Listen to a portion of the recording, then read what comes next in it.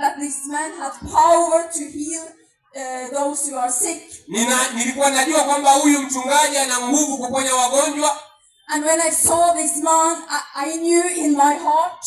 Na nilipomwona huyu baba nilijua moyoni mwangu, Jesus Christ, he has heard my prayer. Yesu amesikia maombi yangu.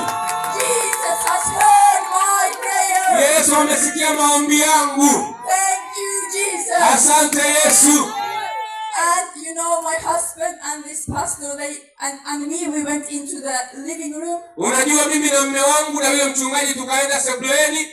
And we started to pray. Na tukaanza kuomba. I have to say that this man, he had been driving 1,800 kilometers to come to our house. Inabidi kuambia kwamba huyu mwanamume alikuwa ameendesha gari kwa kilomita 1,800 kuja nyumbani kwetu.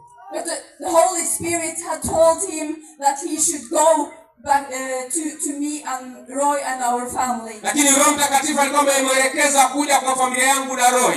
He didn't know the address, but he was asking, and suddenly he was there. Hakujua mahali tunaishi, lakini alikuja kwa kuuliza. So, you know, we started to pray. Kwa hiyo tukaanza kuomba.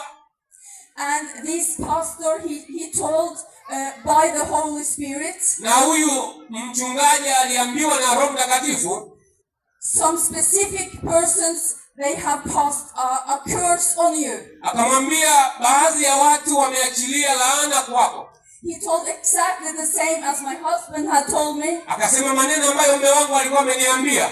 But now I believed. Sasa wakati huu nikaamini. And because I believed we could work through this problem. Na kwa sababu niliamini ilikuwa rahisi kubadilisha hii tatizo la laana. So we started to pray. Kwa hiyo tukaanza kuomba.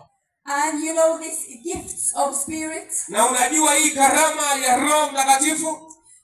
The Holy Spirit, my husband Roy, he was speaking in tongues. Mume wangu Roy alikuwa ananena kwa lugha. And this pastor, he was doing this interpretation of tongues. Na huyu mchungaji akawa anatafsiri hiyo lugha iliyokuwa inanenwa.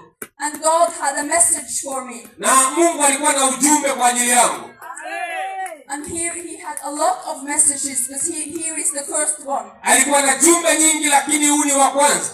Listen what Jesus said. Akasema, sikia kila ambacho Yesu anasema. You shall never fear. Akasema hautajisikia tena. You are in my hands. Uko kwenye mikono yangu tangu sasa. You shall dance with the happy people. You shall dance with the happy people. Utacheza na kufurahia na